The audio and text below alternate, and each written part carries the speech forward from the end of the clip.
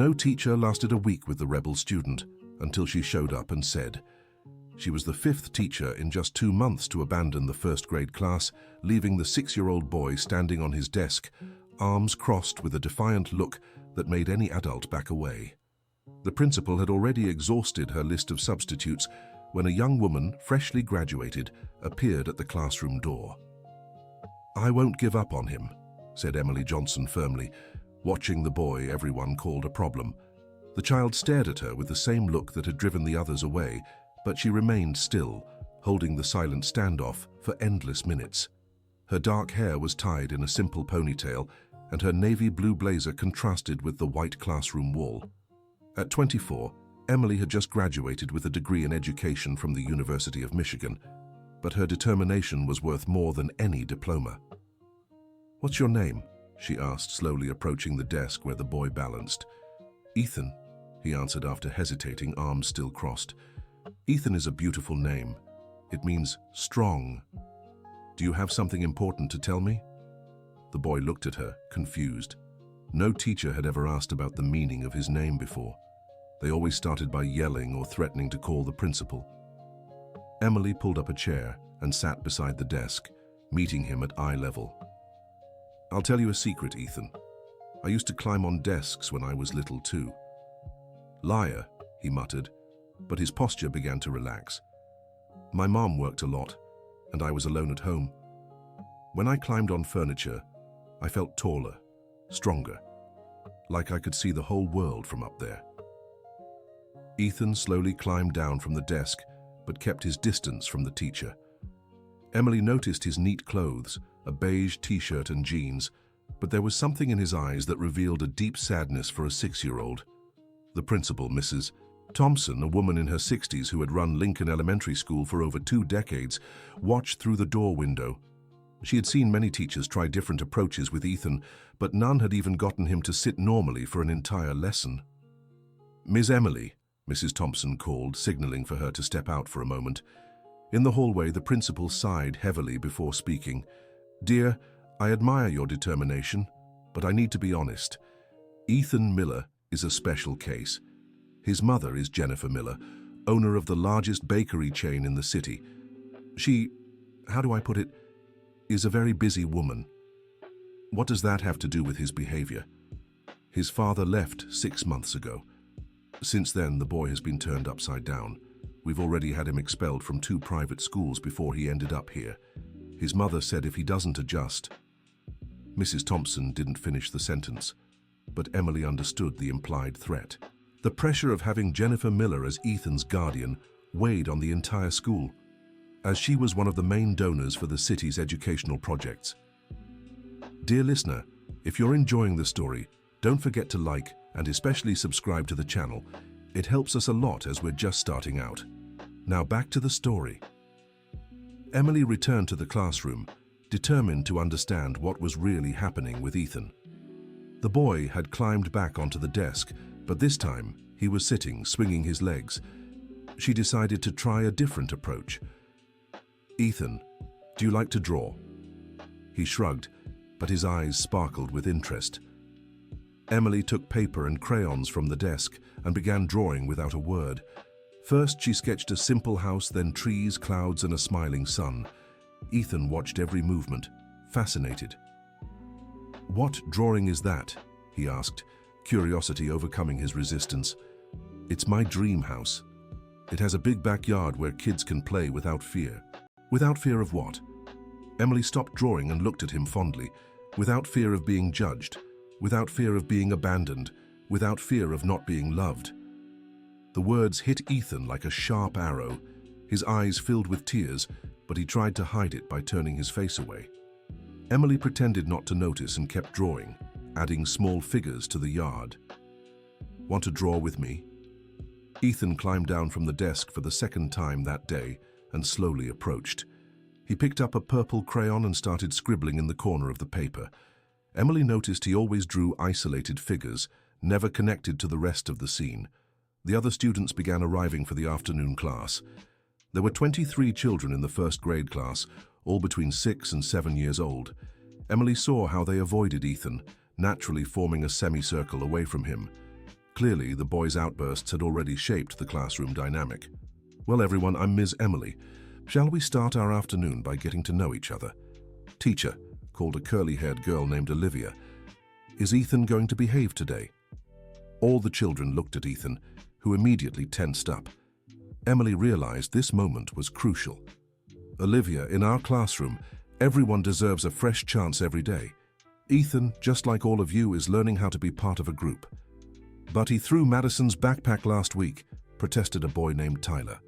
Ethan jumped from his chair, fists clenched. "She kept talking about my dad.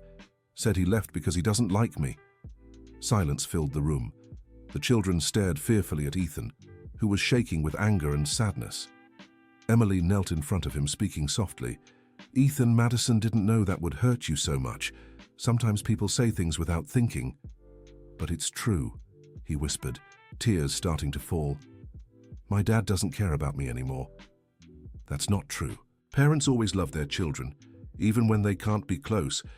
Then why doesn't he come see me? Why doesn't he answer when I call?" The question echoed through the room like a cry for help. Emily felt her heart tighten, but she knew she had to stay strong for this child. "Sometimes adults make mistakes, Ethan. That doesn't mean you're not important." That afternoon, Emily managed to keep Ethan seated for almost the entire class. She used stories, drawings, and games that included all the students, always careful to make him feel part of the group. When the bell rang, Ethan hesitantly approached her. "Teacher, are you coming back tomorrow?" "Yes, I am. Every day." "Ms. Rebecca said that too, but she left last week." "I'm different from Ms. Rebecca. When I promise something, I keep it." Ethan nodded and left the room, but Emily noticed he looked back 3 times before disappearing down the hall. She was organizing her materials when Mrs. Thompson appeared, surprised. "Unbelievable. He made it through the whole afternoon without an outburst. How did you do it?" "I listened to him. Really listened." "Emily, I need to warn you about something. His mother is coming in early tomorrow. Jennifer Miller is complicated. She has very high expectations and doesn't accept excuses." "What kind of expectations?" "She wants Ethan to behave like a miniature adult. No crying, no tantrums, no childish behavior. You need to be prepared." Emily spent the night thinking about Ethan. She had grown up in a simple family in Cambridge near Boston. Her father was a mechanic and her mother was a school cook. They didn't have much money, but she never lacked love. Ethan's story touched her deeply because she understood what it felt like to be abandoned. The next day, she arrived early at school to prepare special activities. She had researched parental separation and how it affected young children. She wanted to be ready to help Ethan process his feelings in a healthy way. Ethan arrived holding hands with an elegant woman in her 40s. Jennifer Miller wore an impeccable black suit, her blonde hair tied in a perfect bun, and carried a designer bag that cost more than Emily Johnson's monthly salary. Her face was tense, as if being there was an unpleasant obligation. "Miss Emily," Jennifer asked in a cold voice, "I need to speak with you before leaving Ethan here." They went to the principal's office while Ethan stayed in the yard with the other children. Jennifer sat upright in the chair, as if in a business meeting. "I'll be direct, Ms. Johnson. Ethan is a smart boy, but he's going through a tough time. His father decided to start over in Chicago and, well, it's affecting his behavior.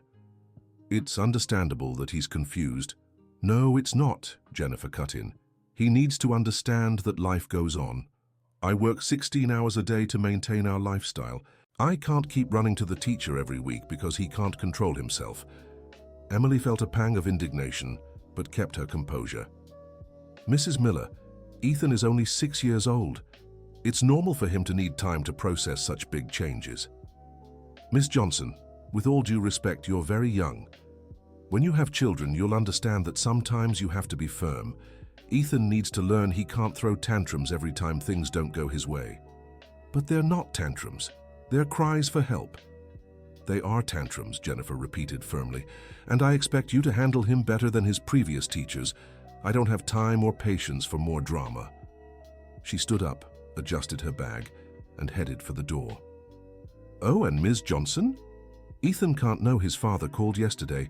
He's trying to keep his distance until things settle down." The revelation shocked Emily. Ethan's father was avoiding speaking to his own son. Now she understood why the boy was so upset. It wasn't just abandonment, it was active rejection. After Jennifer left, Emily stayed alone in the principal's office for a few minutes, processing the conversation. She had promised Ethan she wouldn't give up on him, but she was beginning to grasp the magnitude of the challenge ahead. Ethan was in the yard, sitting alone in a corner, watching the other children play. Emily approached and sat beside him. "How are you feeling today?" "Did my mom say something bad about me?" he asked without looking away. "Why do you think that?"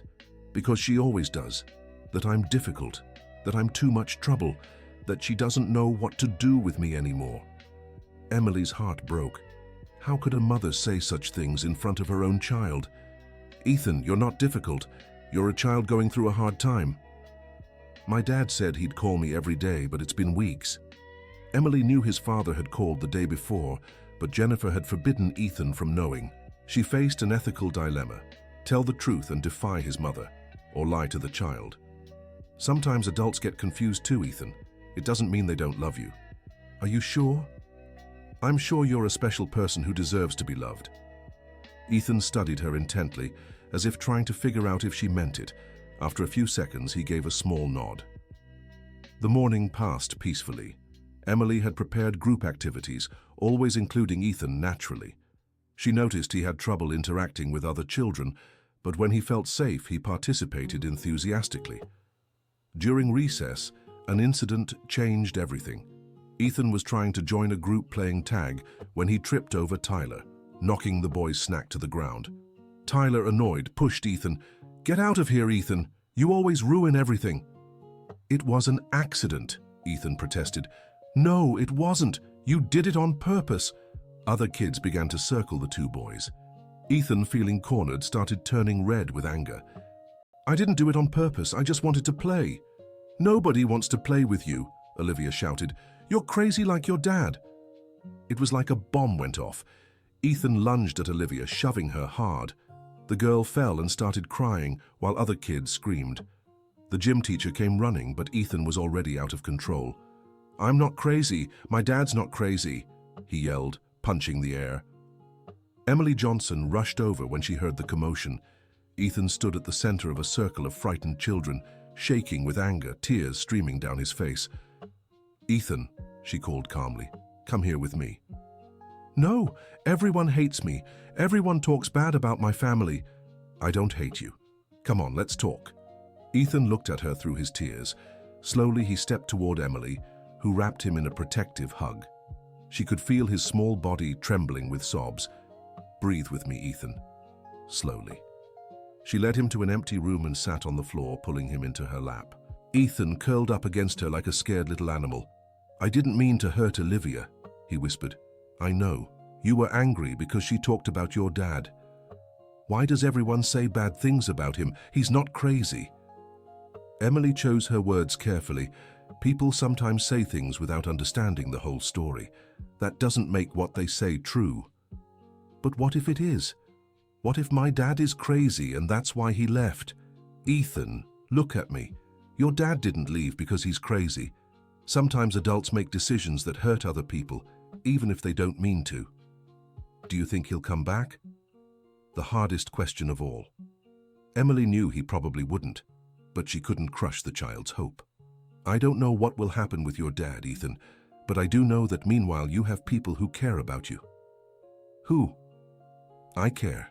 Your mom cares, even if sometimes she doesn't know how to show it." Ethan stayed quiet for a few minutes, nestled in Emily's lap. She could feel his breathing gradually calming. "Ms. Johnson, can you teach me how not to get so mad?" "I can, but you have to help me too, okay?" He nodded against her chest. Emily knew this moment was crucial. Ethan was asking for help for the first time, and she couldn't waste this opportunity. "Let's make a deal, Ethan. Every time you feel anger rising, you come talk to me, no matter what's happening." "What if you're busy?" "Then you raise your hand and say, 'Ms. Johnson, I need to talk to you.' I'll stop everything to listen." "Promise?" "I promise." They returned to the classroom, but the mood was tense. The other kids looked at Ethan with fear, and Olivia was in the principal's office with her parents. Emily knew trouble was coming. Dear listener, if you're enjoying the story, please take a moment to like and subscribe to the channel. It really helps us who are just starting out. Now, continuing. As expected, 10 minutes later, Mrs. Thompson called Emily in for an urgent meeting. In the room were Olivia's parents, visibly upset. "Miss Johnson," said Olivia's father, a middle-aged man, "our daughter came home crying yesterday. She said she was attacked by that problem child." "Sir, Ethan was going through a tough time." "That doesn't matter," interrupted Olivia's mother. "Our daughter shouldn't be at risk because of his family problems." Mrs. Thompson sighed. "Emily, the parents have every right to be concerned. Ethan has already hurt 3 children since he arrived here. He didn't hurt Olivia on purpose. It was a push during an argument. We're working on his emotional control." "Ms. Rebecca," said Olivia's father, "you seem like a well-meaning person, but this boy needs professional help. It's not the school's job to handle psychiatric cases." The word psychiatric echoed in the room like an accusation. Emily felt anger rising, but she took a deep breath before responding. "Ethan isn't a psychiatric case. He's a 6-year-old dealing with his parents' separation." "We got divorced too," Olivia's mother said, "and our daughter never hurt anyone." "Every child reacts differently. Listen, Ms. Rebecca," the father cut in. "If you can't control this boy, we'll transfer Olivia to another school, and we won't be the only ones." The threat was clear. If Ethan didn't improve quickly, the school would lose several students. Mrs. Thompson looked at Emily with an expression of growing impatience. "Emily, you have 2 weeks to show concrete results. If Ethan has another violent episode, I'll have to consider other options." "What kind of other options?" "Transfer to a specialized school, or suspension until his family gets professional help." Emily knew transferring Ethan now would devastate him. This was his last chance at a regular school. He'd already been rejected by 2 others. "Mrs. Thompson, I need more time." 2 weeks, Emily. "That's all I can give." When she left the meeting, Emily was determined to help Ethan, but knew she needed a different strategy. She decided to visit his home to better understand his family situation. The next afternoon, she got the address from the school office and headed to the upscale neighborhood where Ethan lived. The house was an imposing mansion with well-kept gardens and a pool visible through the gate. Emily rang the doorbell nervously. An elderly woman in a maid's uniform answered. "Good afternoon, dear. How can I help you?" "I'm Miss Emily, Ethan's teacher. I'd like to speak with Mrs. Jennifer." "Oh, what a shame. Mrs. Jennifer is away on business. She won't be back until the weekend." "And Ethan? He's here with me. Poor thing, he spends most of his time alone. Would you like to come in?" Emily hesitated. Technically, she shouldn't be there without parental permission, but the maid seemed as lonely as Ethan. "Would it be possible just to see how he's doing?" Of course, please come in. I'm Mrs. Wilson. I've worked here for 15 years." The inside of the house was even more impressive, decorated in light tones with expensive furniture, but there was something cold about it, more like a showroom than a home. "Ethan's in his room," Mrs. Wilson said, leading Emily upstairs. "He's barely left since he got home from school." Ethan's room was huge, filled with expensive toys that looked untouched. The boy sat on his bed, staring out the window. "Ethan," Emily called softly. He turned, surprised. "Miss Johnson, what are you doing here?" "I came to see how you were doing. May I come in?" Ethan nodded, and Emily sat on the edge of the bed. She noticed he was holding a small photo, him with his parents, clearly taken months earlier, all smiling. "That's a lovely picture," she said. "It was my 6th birthday. Dad got me a remote control car." Ethan pointed to an untouched toy in the corner. "He said we'd play with it together on Sunday." "And did you play together?" "No. On Sunday, he left home for good." The silence that followed was broken by Mrs. Wilson, who appeared at the door with tears in her eyes. "Ms. Rebecca, may I speak with you?"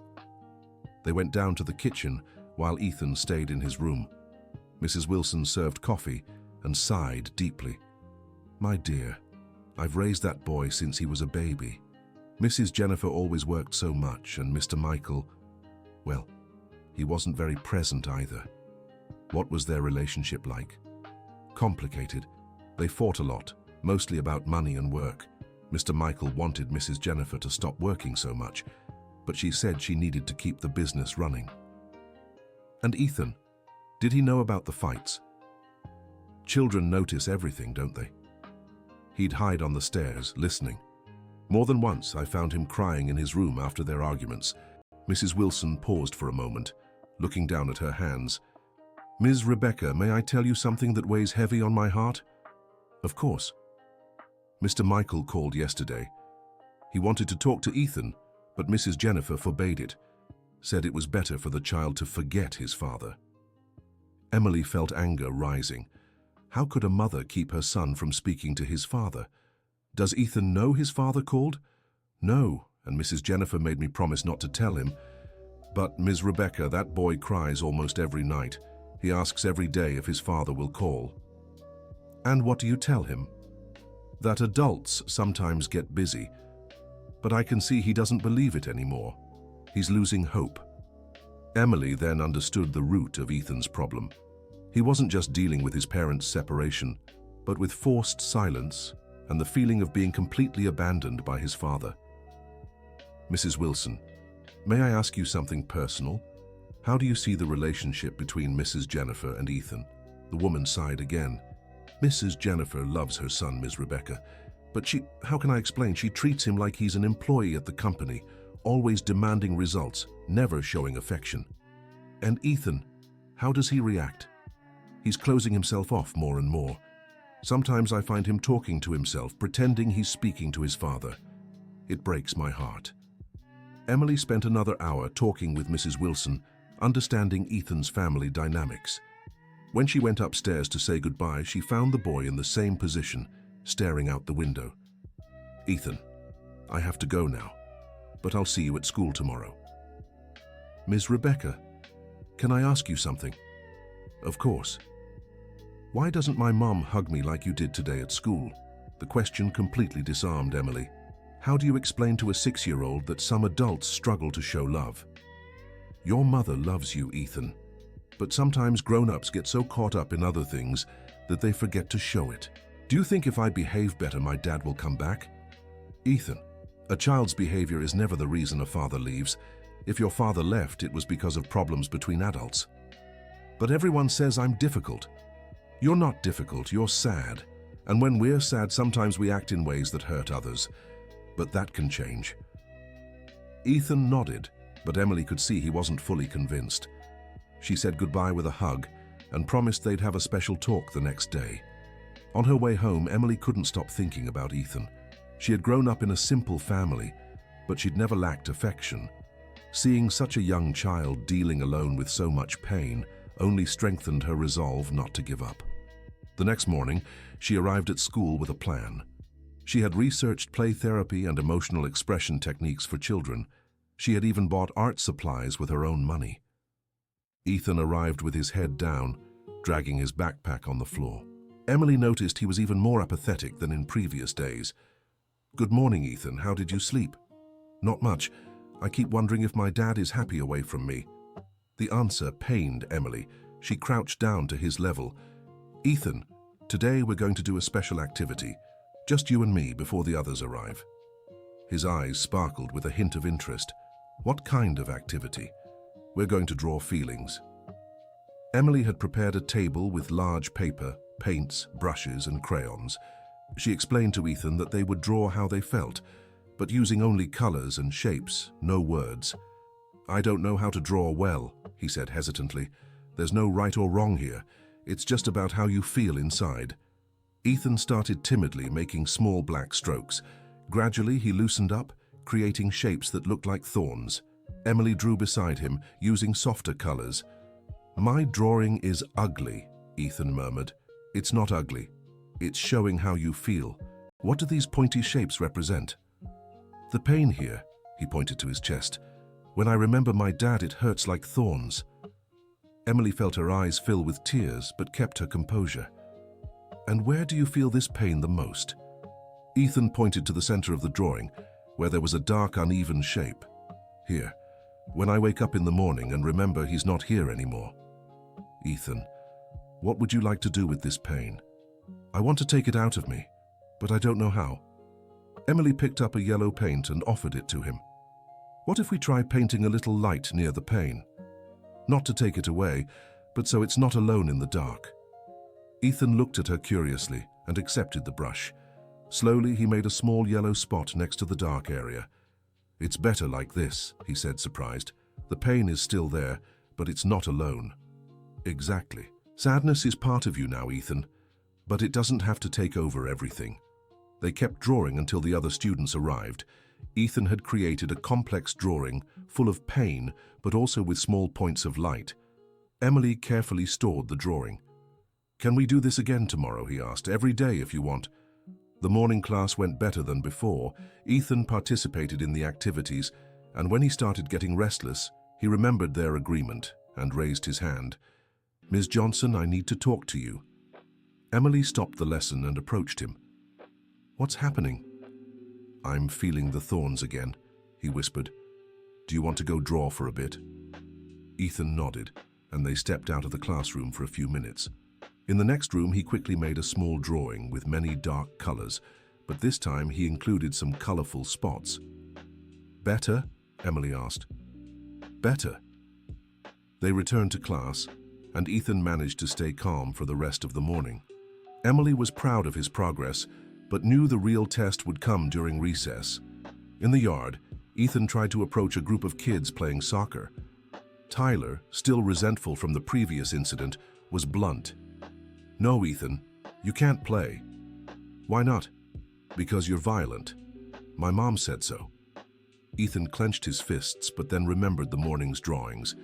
He took a deep breath and replied, I don't want to be violent. I want to be your friend. The answer surprised Tyler and the other kids. Olivia, who had returned to school that day, approached hesitantly. Ethan, you won't push me again? No, I was really sad yesterday, but Ms. Johnson is teaching me how to handle sadness. How? By drawing. Want to see? Ethan pulled out one of the drawings he'd made that morning from his backpack. The kids gathered around, fascinated by the shapes and colors. That's nice, said Madison, a girl who rarely spoke.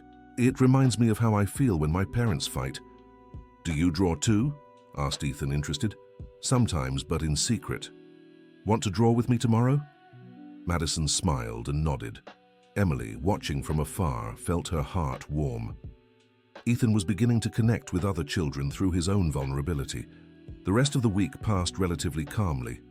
Ethan had a few difficult moments, but he always sought Emily when he felt anger rising. They developed a system of discreet signals so he could ask for help even during class. On Friday, Jennifer Miller showed up at the school unannounced. Emily was in the teacher's lounge when Mrs. Thompson called her, nervous. Emily, Mrs. Miller is here and wants to speak with you. She seems upset. Jennifer was in the principal's office, pacing back and forth. When Emily entered, she turned abruptly. Teacher, I need to know exactly what you're doing with my son. What do you mean, Mrs. Miller? Ethan came home yesterday talking about feelings, chest pain, therapeutic drawings. What kind of ideas are you putting in his head? Emily took a deep breath. I'm helping him express what he feels in a healthy way. Teacher, I don't pay school tuition for my son to be treated like he's mentally ill. He needs to learn discipline, not sit around crying and drawing. Mrs. Miller, Ethan is only 6 years old. It's normal for him to need to process changes. What changes? Jennifer cut in, irritated. His life hasn't changed at all. He's still in the same house, the same school, with the same things. But his father isn't present anymore. His father was causing problems. It was better for everyone that he left. Was it better for Ethan too? The question caught Jennifer off guard. She stopped pacing and glared at Emily. Teacher, you don't have children. You don't understand how complicated it is.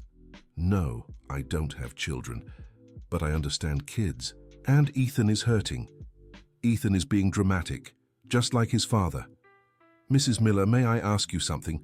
When was the last time you really talked to Ethan about his feelings? I talk to him every day. About feelings? Jennifer hesitated, clearly uncomfortable. He's too young to understand complex feelings. He needs to learn to be strong. He is strong. but he's also a child who needs support. Teacher, I'll be clear.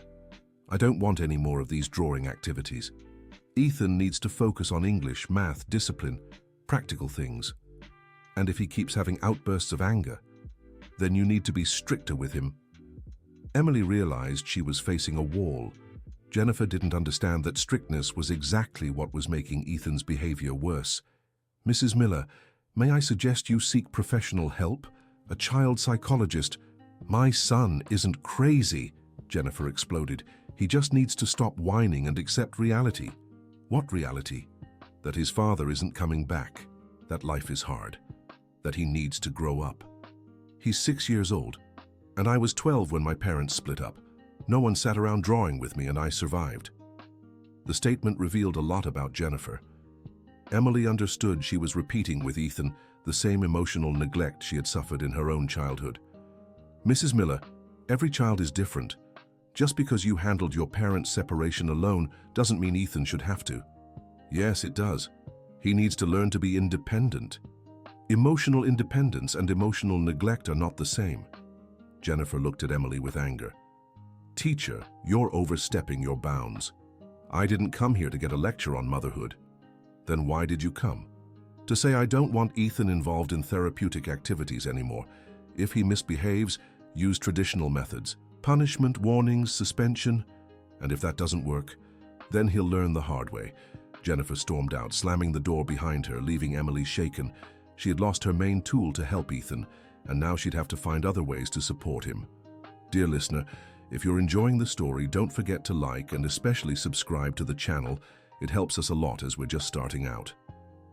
Now, continuing. The following Monday, Ethan arrived different.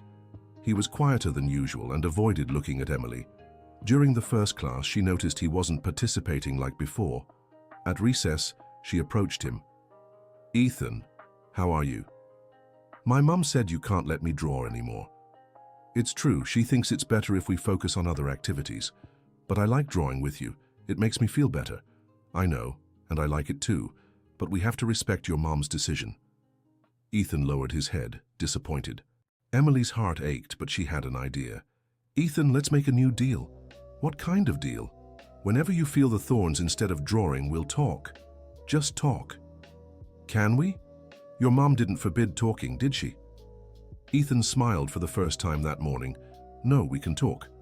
The new system worked for a few days, but Emily noticed Ethan growing tenser without the escape of drawing. On Wednesday, during math class, the inevitable happened. Tyler had been praised by the teacher for solving a difficult problem. Ethan, who had also tried but gotten it wrong, muttered, I knew the answer too. No, you didn't, Tyler shot back. You got it wrong. I did know. Stop lying, Ethan.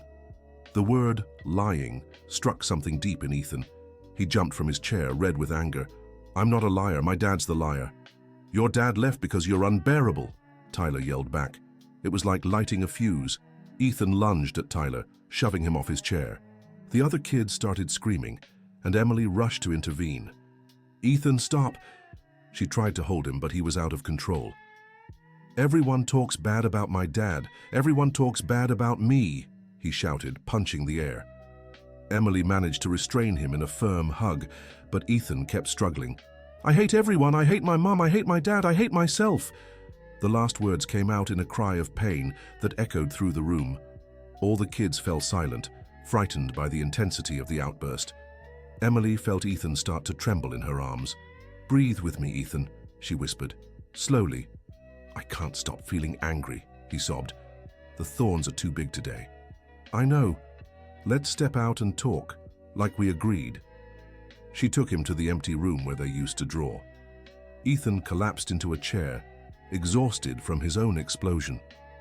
Ms. Johnson, I messed up again, didn't I? You had a tough moment. You didn't mess up anything. But now the other kids' parents will complain about me again. Maybe. But that doesn't change the fact that you're a good person going through a hard time. Ethan looked at her with tears in his eyes. Why do I get so mad? I don't want to be like this. You get mad because you're holding in too much pain, Ethan. It's like a pressure cooker. When the pressure gets too high, it explodes. How do I lower the pressure? by talking about what hurts, even if it's hard. But my mum said I can't talk about sadness anymore, that it's for babies. Emily found herself facing another dilemma. She needed to help Ethan, but Jennifer had been clear about the boundaries. Ethan, your mom wants you to be strong, but being strong doesn't mean not feeling sadness. So I can talk about the sadness. With me, you can. Always. Ethan took a deep breath and began to speak. I miss my dad every day. When I wake up, I forget for a second that he's gone. Then I remember, and it hurts so much. Where does it hurt? Here, he pointed to his chest. It's like there's a hole. And what would you like to say to your dad? That I miss him, that I want him to come back, that I promise to be a good boy if he gives me one more chance. Ethan's words broke Emily Johnson's heart, a 6-year-old boy thinking he was to blame for his parents' separation. Ethan, look at me. You didn't do anything wrong. Your dad didn't leave because of you. But my mum said I was too much trouble. All kids are trouble sometimes, that's normal. Then why doesn't he call me anymore? Emily knew the answer, but she couldn't say that Jennifer was blocking the calls. She chose her words carefully. Sometimes grown-ups get confused and make mistakes. That doesn't mean they don't love you. Do you think he still loves me? I'm sure he does. Ethan stayed quiet for a few minutes, processing the conversation. Then he sighed. Ms. Johnson, can I tell you a secret? Of course. At night, when my mom isn't looking, I call my dad's phone, but he never answers. And how do you feel when he doesn't answer? Like I'm invisible. The word invisible perfectly captured what Ethan was feeling. Rejected by his father, misunderstood by his mother, isolated from his classmates. Emily realized she had to act, even if it went against Jennifer's wishes. Ethan, I'm going to make you a promise. I'll find a way to help you feel less invisible. How? I don't know yet, but I'll figure it out. They returned to the classroom where the mood was tense. Tyler had cried, and the other children were scared. Emily knew she'd have to face consequences for Ethan's latest outburst. As expected, at the end of the day, Mrs. Thompson called her in for an urgent meeting. In the room were Tyler's parents and 2 other couples. Emily, Mrs. Thompson began, the parents are worried about their children's safety. Ms. Johnson, Tyler's mother said, my son came home traumatized. He said Ethan screamed that he hated everyone. It was a moment of emotional distress. Ms. Johnson, another father interrupted, how many moments of distress are we supposed to accept? Our children have the right to learn in peace. Mrs. Thompson sighed. Emily, you said you needed 2 weeks. It's been 1 week and Ethan is still having violent episodes. He's improved a lot. Today was an exception that happens every week, Tyler's mother shot back. Look, Emily said, trying to stay calm. Ethan is a 6-year-old dealing with a very difficult family situation. He needs support, not rejection. Ms. Johnson, one parent said, our children deserve support too, and safety. Ethan has never physically hurt anyone. Not yet, another father muttered. The words hung in the air like a threat. Mrs. Thompson shook her head. Emily, I'm sorry, but I have to make a decision. Ethan is suspended for 3 days. Use this time to talk to his family about professional help. Mrs. Thompson, suspending Ethan now will devastate him. And keeping Ethan here could devastate other children. Emily left the meeting knowing she'd lost an important battle. Ethan would be suspended just when he needed stability and support the most. The next morning, she had to break the news to Ethan. The boy was playing alone in the yard when she approached. Ethan, I need to talk to you about something important. Did I do something wrong again? He asked, immediately tense. You didn't do anything wrong today, but because of what happened yesterday, the principal decided you'll stay home for 3 days. Ethan looked at her, confused. Am I expelled? No, it's just a suspension. You'll be back on Monday. But I don't want to stay home. Home is sad. I know, Ethan, but sometimes we have to accept consequences for our actions. Even when we're sad. Even then, Ethan lowered his head, defeated. Ms. Rebecca, will you forget about me in 3 days? The question broke Emily Johnson's heart. Never. I'll think about you every day. And when I come back, will you still want to help me? Always, Ethan. Always. Jennifer Miller arrived at the school an hour later, furious. Emily saw her arguing heatedly with Mrs. Thompson in the principal's office, but couldn't hear the conversation. When Jennifer left, she seemed to be making tense phone calls. By the end of the day, Mrs. Thompson called Emily again. Emily, Mrs. Miller managed to overturn the suspension. Ethan is coming back tomorrow. How did she do it? Let's just say she reminded the school who the main donors for our projects are. Emily understood Jennifer had used her financial influence for veiled blackmail. On one hand, she was glad Ethan wouldn't be suspended. On the other, she worried about the consequences of this power move. Are there conditions? She asked. Yes. Ethan will have mandatory psychological counseling. And if there's another incident, there won't be a second chance. I understand. Emily, you have one more week. Use it well. The next morning, Ethan arrived with Jennifer, who seemed in a hurry to leave. She whispered something in her son's ear and quickly walked away, avoiding eye contact with Emily. Ethan approached her with a confused expression. Ms. Rebecca, my mom said I have to talk to a doctor every week now. A psychologist. It's someone who helps children deal with difficult feelings. Like you do? Similar, but she studied longer for it. You won't help me anymore? I'll always help you, Ethan. Now you'll have two people looking out for you. Ethan seemed to accept the explanation, but Emily noticed he was more withdrawn than usual. During class, he barely participated and avoided interacting with the other children. At recess, she tried talking to him. How do you feel about seeing the psychologist? I don't know. My mom said it's because I'm problematic. Your mom is wrong. It's because you're going through a hard time and deserve special help. Ms. Rebecca, can I ask you something? Always. Why doesn't my mom ever hug me like you do?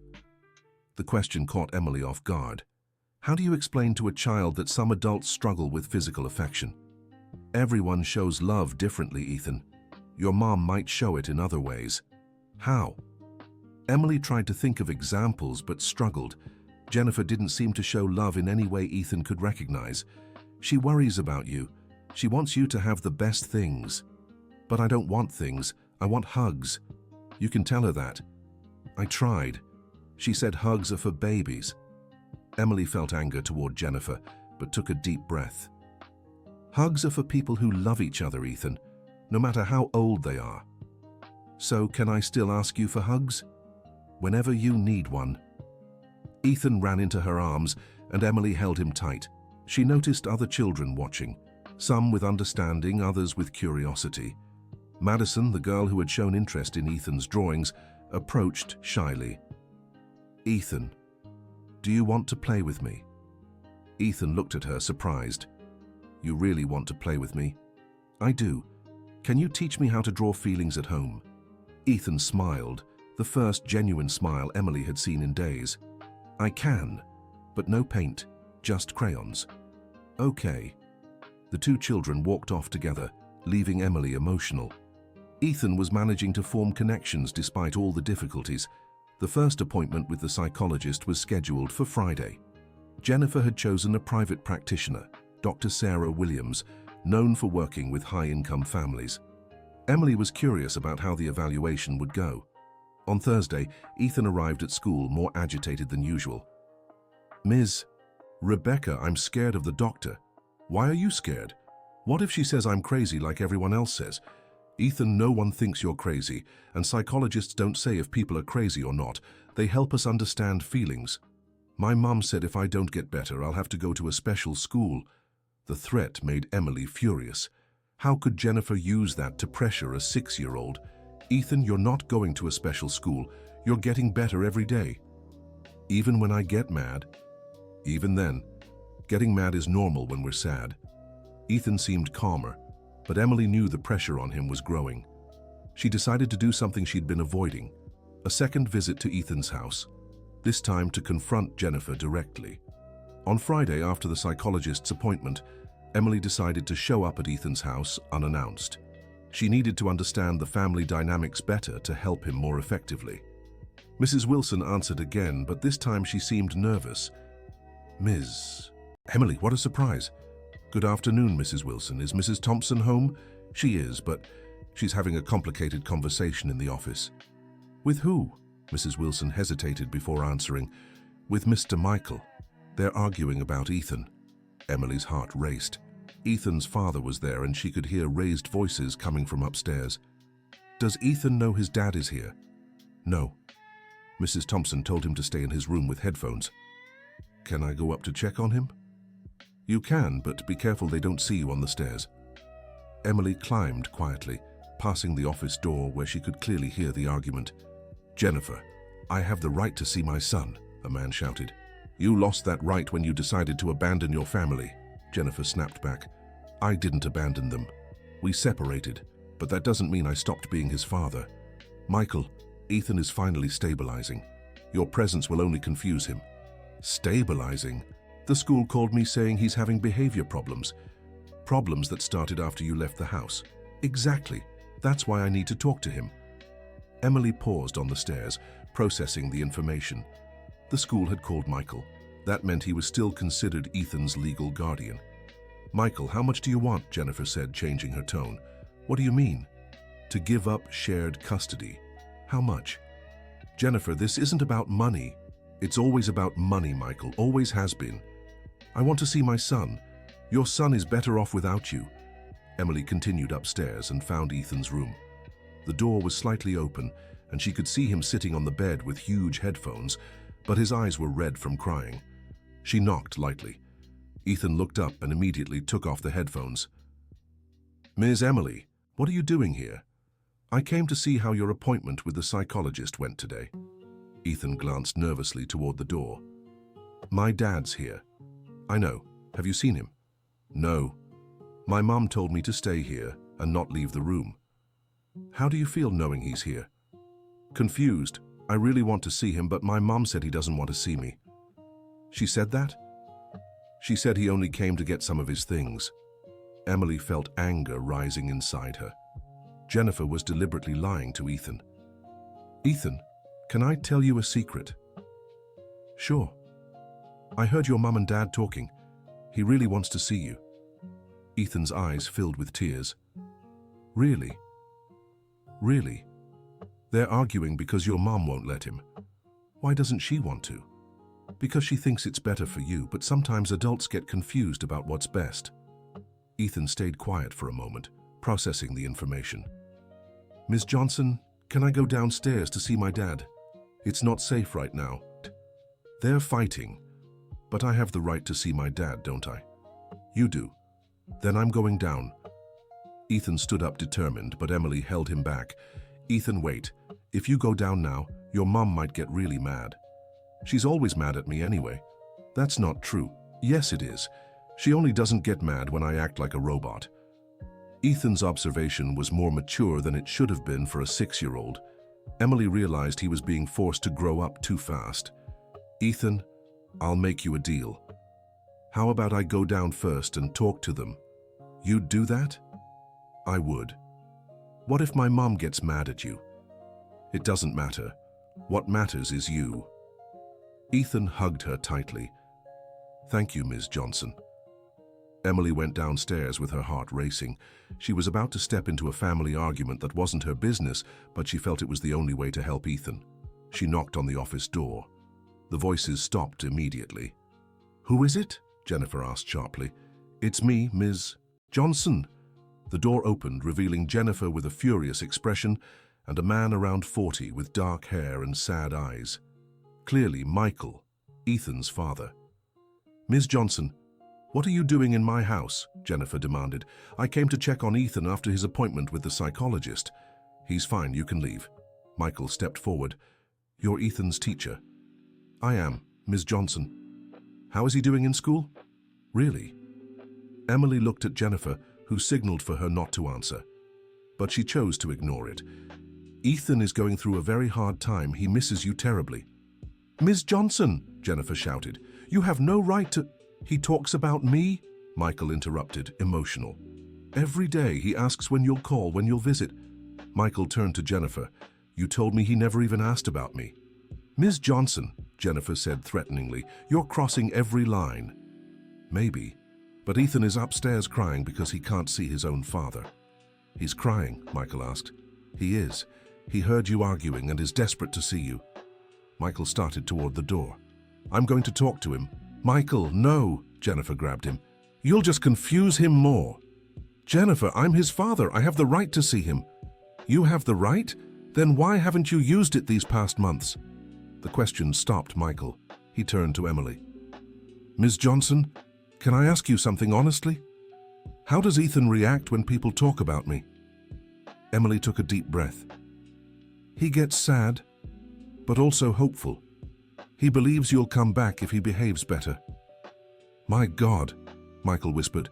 He thinks it's his fault?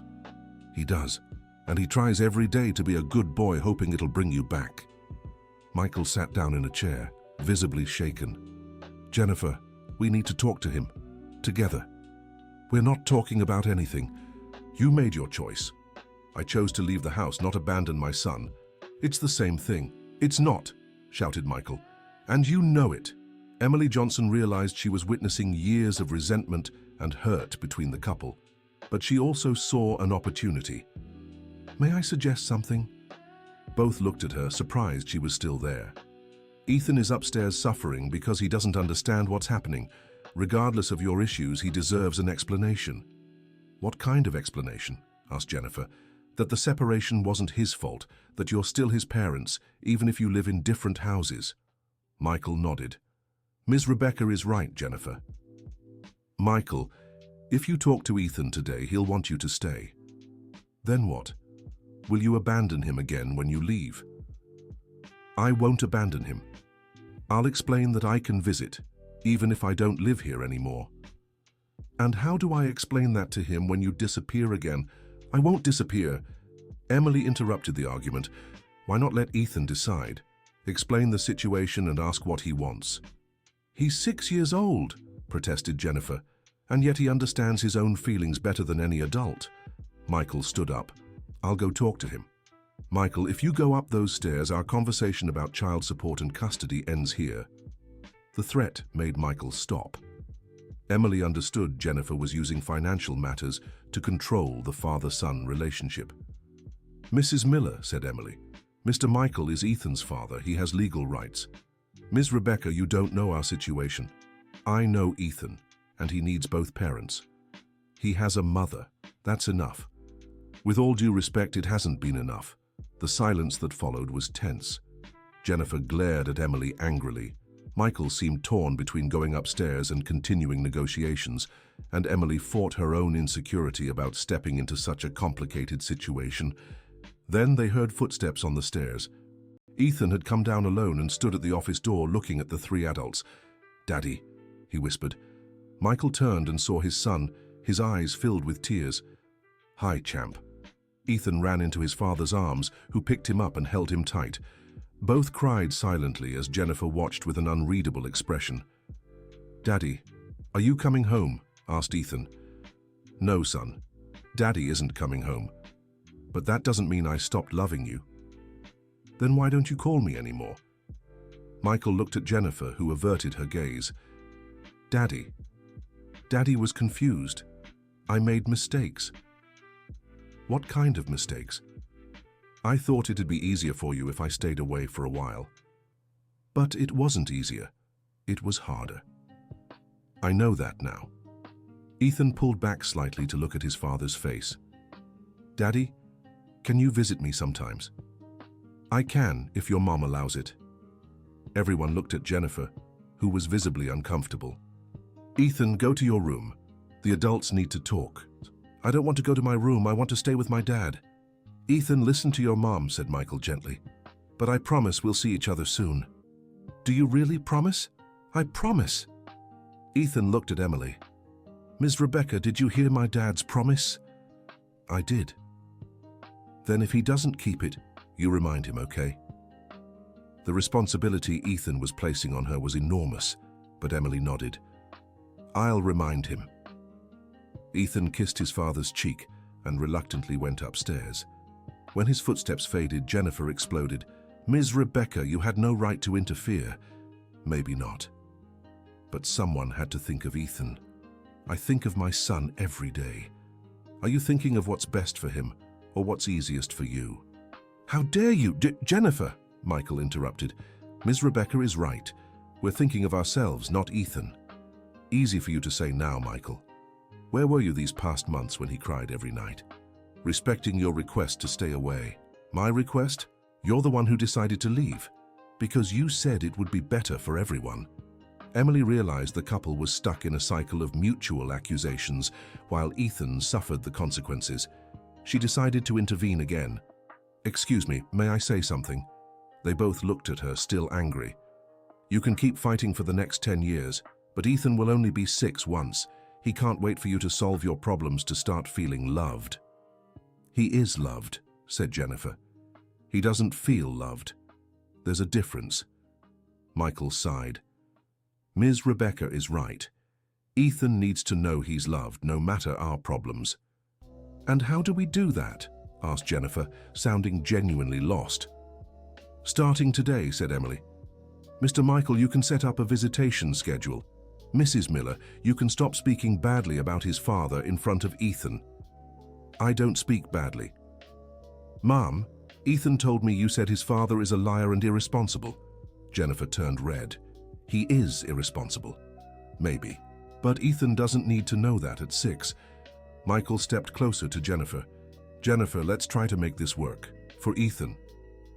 "Michael, I'm afraid you'll disappear again." "I won't disappear. I've learned my lesson." Jennifer looked at Emily. "And you, Ms. Rebecca, will you keep meddling in my family?" "Only if Ethan needs me. My commitment is to him. Even if it means going against the parents. Even if it means protecting a child." Jennifer stared at her for a long moment, then sighed. "Michael, you can visit Ethan once a week, but only here at home." "Why can't I take him out?" "Because I still don't trust you." "That's fine, it's a start." Emily felt enormous relief. Ethan would finally have a chance to have a relationship with his father, even if limited. "Ms. Rebecca," said Michael, "thank you for speaking the truth. I know it wasn't easy. Ethan deserved someone fighting for him. And he always will," added Jennifer, surprising everyone. "Ms. Rebecca, I'm sorry if I was harsh with you. It's just hard to accept that maybe I don't know what's best for my own son." "Mrs. Miller, no one is born knowing how to be a parent. We're all learning." Michael went downstairs to say goodbye to Ethan before leaving. Emily watched the scene from the window, father and son talking in the yard, Ethan showing his toys, Michael listening attentively. It was a simple moment, but full of meaning. When Michael left, promising to return the following Saturday, Ethan ran downstairs to talk to Emily. "Ms. Rebecca, my dad said he'll teach me to ride a bike." "That's great, Ethan. And he said I can call him whenever I want." Emily glanced at Jennifer, who nodded. Once a day, after dinner, Ethan hugged his mother for the first time Emily had witnessed. "Thanks for letting Dad visit, Mom." Jennifer seemed surprised by her son's sudden affection. "You're welcome, Ethan." "Mom, can you hug me like Ms. Rebecca does?" Jennifer looked at Emily, then at Ethan. Slowly she knelt and wrapped him in a hesitant hug. Ethan snuggled against her like a needy kitten. "Is this okay?" asked Jennifer. "It's great. Can we do this more?" "We can." Emily said goodbye and left the house with a heart lighter than she'd felt in weeks. Ethan would finally have the chance to rebuild his relationship with both parents. The following Monday, the change in Ethan was noticeable. He arrived at school smiling, told all the kids his dad had visited, and participated in activities with enthusiasm. During recess, Madison approached him. "Ethan, you seem different today." "How so?" "Happier." "It's because my dad came to visit me again, and my mom hugged me." Tyler, who had been one of the kids who clashed the most with Ethan, hesitantly walked over. "Ethan, I'm sorry for saying bad things about your dad." "It's okay, Tyler. You didn't know he hadn't really abandoned me." "Want to play soccer with me?" "Yeah." Emily watched from a distance, moved by the transformation. Ethan was finally starting to connect with the other kids. On Wednesday, Dr. Sarah, the psychologist, asked to speak with Emily. Ms. Johnson, I'm impressed by Ethan's progress in just 1 week. He really is happier. At our first session, he barely spoke. Today, he told me all about his dad's visit, his mum's hugs, and his friends at school. It's like a cloud has lifted from him. Exactly. And I want you to know a lot of that is thanks to you. Jennifer told me about your intervention over the weekend. I hope I didn't overstep. You saved this family, Ms. Johnson, literally.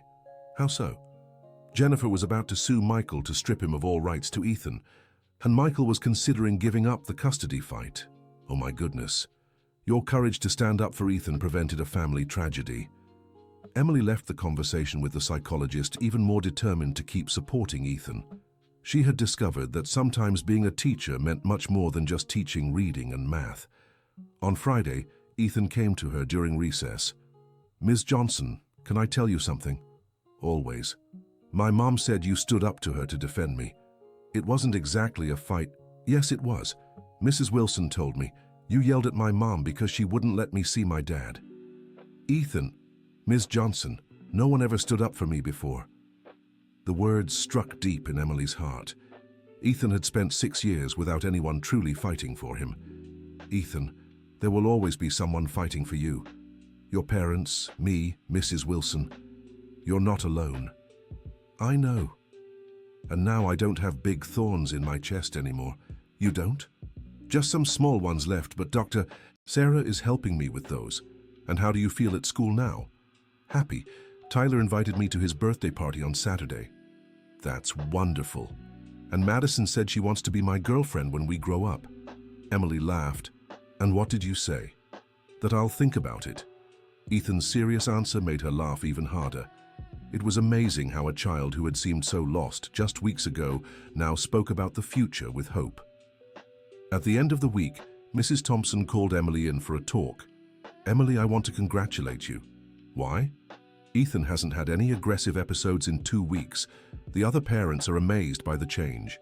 He just needed to feel loved. It was more than that. You believed in him when no one else did. Every child deserves someone who believes in them. Emily, I'd like to make you an offer. What kind of offer? The city is launching a pilot program for emotional support for kids from vulnerable family situations. They want a teacher to coordinate it. They thought of you. Emily was surprised. But I barely have any experience. You have something more valuable than experience. You have heart. Can I think about it? Of course. But Ethan would be one of the first cases in the program. You could keep working together. The idea of helping other kids like Ethan filled Emily with hope. She had found her true calling. That weekend, Ethan went to Tyler's birthday party. Jennifer took him personally and was surprised when other mothers greeted her warmly. Mrs. Jennifer, Ethan is such a sweetheart, said one. My son told me they're best friends now, added another. Ethan told everyone at the party about Miss Emily. He said she's an angel. Jennifer smiled, feeling proud of her son for the first time in a long while. When they got home, she sat with Ethan on the couch. Sweetheart, did you have fun at the party? So much. And guess what's the best part, Mom? What? Nobody said anything about me being a troublemaker. Everyone said I'm cool. Because you are cool, Ethan.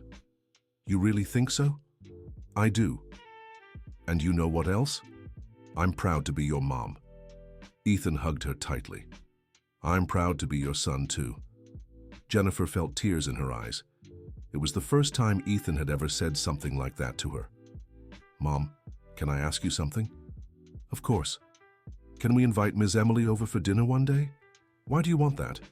Because she's part of our family now, and families eat together. Jennifer laughed at her son's simple logic. Let's ask if she can come on Sunday. Really? Really? Ethan jumped for joy, running off to tell Mrs. Wilson the news. On Sunday, Emily arrived at Ethan's house feeling nervous. It was strange being there as a guest after having been so involved with the family, but Ethan greeted her like she was a close relative. Ms.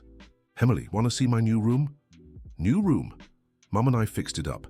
Now there's a picture of Dad on the nightstand. Emily went upstairs with Ethan and was amazed. The room was still big and full of toys, but now it felt alive. Drawings on the walls, books scattered around, clothes on the floor, signs that a child truly lived there. And look, Ethan grabbed a folder. I kept all the drawings we made together. He opened it, showing dozens of drawings. Emily noticed the progress. The early ones were dark and chaotic, while the newer ones had bright colors and connected figures. Ethan, your drawings are beautiful. Dr. Sarah said I can keep drawing at home. Mom even bought me paints. During dinner, the conversation flowed naturally. Jennifer had made lasagna, and they all talked about everyday things. Ethan told jokes. Michael, who had also been invited, talked about his new job in Chicago, and Jennifer seemed more relaxed than Emily had ever seen her. "Ms. Emily," said Michael, "I want to thank you again for opening our eyes. Mr. Michael, you just needed a little push." "It was more than a push," Jennifer laughed. "It was a full-on shake-up." "Ms. Emily," Ethan called, "can I tell you what I learned in therapy?" "Of course. I learned that when I'm sad I can talk instead of getting mad, and that my parents split up because they couldn't live together anymore, not because I was bad. Those are very important lessons, Ethan. And I learned I can love my dad and my mom at the same time, even if they don't live together." "Exactly. And that it's okay to cry when I miss them." Emily looked at Jennifer and Michael, who listened to their son with warmth and care. The family was truly rebuilding. "Ethan," Jennifer said, "Ms. Emily has some news to share." Ethan looked at Emily eagerly. "What news?" "I'm going to lead a special program at school to help other kids going through tough times like you did." "Really? You'll help other sad kids?" "Yes, and if you want, you can help me sometimes." "How?" "By telling your story, showing them it's possible to get through hard times." Ethan thought for a moment. "Can I tell them about the feeling drawings?" "Yes. And about how important it is to talk to your parents." "That too." "Then I want to help." Michael smiled. "I'm proud of you, champ. You want to turn your pain into something that can help others. That's what Miss Emily did for me." Dinner ended with everyone moved. Ethan had found purpose in his difficult experience, and Emily had discovered her true calling. In the months that followed, the emotional support program at school became a success. Ethan became a sort of mentor for other children in similar situations, always accompanied by Emily. He taught drawing techniques, shared his story, and showed that it was possible to overcome tough times. Michael established a routine of regular visits and began taking a more active role in Ethan's school life. Jennifer learned to balance work and motherhood, dedicating quality time to her son every day. The transformation was so significant that the school became a regional model for supporting children with emotional struggles. Emily was invited to give talks at other institutions, always bringing Ethan along to share his story. A year later, during the first grade graduation ceremony, Ethan took the stage as the class representative. "When I first came to this school, I was a very angry boy. I climbed on desks, yelled at everyone, and no teacher could stand me for more than a week." The audience laughed, but with warmth. "Then Ms. Emily came and said something that changed my life. I won't give up on you." She kept that promise. Emily, in the audience, had tears in her eyes. "I learned that when we're sad, we can ask for help. I learned that parents can separate but still be our parents, and I learned that everyone deserves a second chance." Jennifer and Michael, sitting together for the first time in a long while, were visibly emotional. "I want to thank Ms. Emily for not giving up on me, my mom for learning to give me hugs, my dad for coming back into my life, and my friends for giving me a chance." The audience gave a standing ovation. Ethan stepped off the stage and ran to hug Emily. "Ms. Johnson, thank you for keeping your promise." "What promise?" "To always fight for me. I'll always fight for you, Ethan, and for every child who needs it." 5 years later, Emily had become the school's education coordinator and ran one of the most recognized child emotional support programs in the state. Ethan, now 11, was her official assistant, helping new kids who arrived with struggles like the ones he'd faced. Jennifer had sold part of her business to spend more time with her son, and Michael had moved back to Boston, establishing a healthy co-parenting routine with Ethan. They never got back together, but learned to be cooperative parents. Ethan and Emily's story became legendary at the school.